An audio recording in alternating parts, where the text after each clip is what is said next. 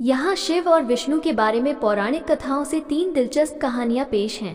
जब शिव का घर विष्णु ने ले लिया, जब विष्णु ने शिव को मुश्किल से बचाया और अंत में विष्णु की शिव भक्ति की एक दिल को छू लेने वाली कहानी। क्या आप बद्रीनाथ की कहानी जानते हैं? यह वो जगह है जहां शिव और पार्वती रहते थे। यह उनका घर था।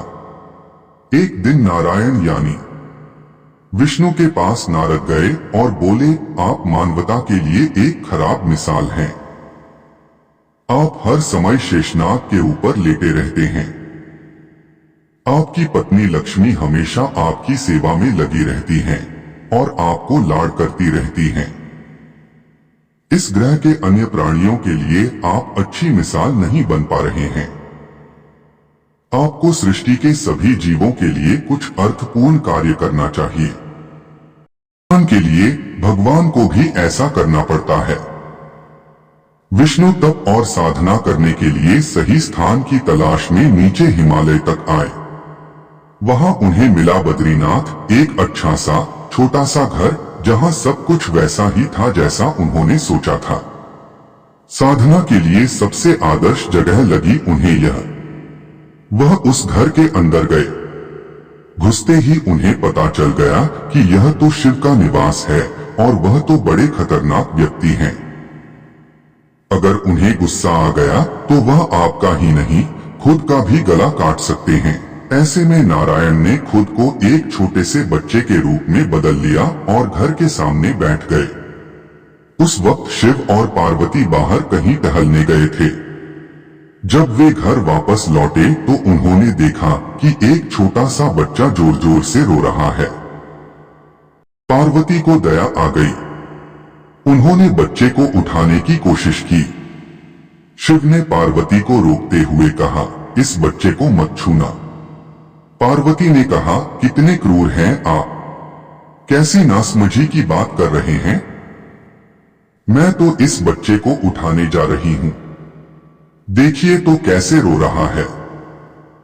शिव बोले, जो तुम देख रही हो उस पर भरोसा मत करो।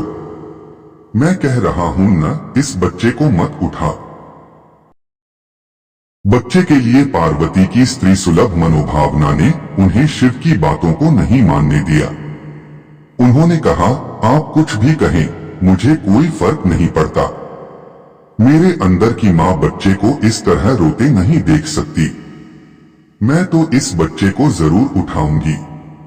और यह कहकर उन्होंने बच्चे को उठाकर अपनी गोद में ले लिया। बच्चा पार्वती की गोद में आराम से था और शिव की तरफ बहुत ही खुश होकर देख रहा था। शिव इसका नतीजा जानते थे, लेकिन करें तो क्या करें। इसलिए उन्होंने कहा, ठीक है, चलो देखते हैं क्या होता है। पार्वती ने बच्चे को खिला पिलाकर चुप किया और वहीं घर पर छोड़कर खुद शिव के साथ गर्म पानी से स्नान के लिए बाहर चली गई।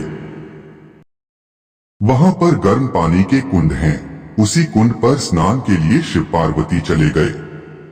लौटकर आए तो देखा कि घर अंदर से बंद था। शिव तो जानते ही थे कि अब खेल शुरू हो गया है। पार्वती हैरान थी कि आखिर दरवाजा किसने बंद किया। शिव बोले, मैंने कहा था ना, इस बच्चे को मत उठाना। तुम बच्चे को घर के अंदर लाई और अब उसने अंदर से दरवाजा बंद कर लिया है। पार्वती ने कहा, अब हम क्या करें। शिव के पास 2 विकल्प थे। एक, जो भी उनके सामने है उसे जलाकर भस्म कर दें, और दूसरा, वे वहां से चले जाएं और कोई और रास्ता ढूंढ लें। उन्होंने कहा, चलो कहीं और चलते हैं, क्योंकि यह तो तुम्हारा प्यारा बच्चा है, इसलिए मैं इसे छू भी नहीं सकता। मैं अब कुछ नहीं कर सकता। चलो कहीं और चलते हैं। इस तरह शिव और पार्वती को अवैध तरीके से वहां से निष्कासित कर दिया गया। वे दूसरी जगह तलाश करने के लिए पैदल ही निकल पड़े। दरअसल बद्रीनाथ और केदारनाथ के बीच एक चोटी से दूसरी चोटी के बीच सिर्फ 10 किलोमीटर की दूरी है। आखिर में वह केदार में बस गए और इस तरह शिव ने अपना खुद का घर खो दिया। आप पूछ सकते हैं कि क्या वह इस बात को जानते थे।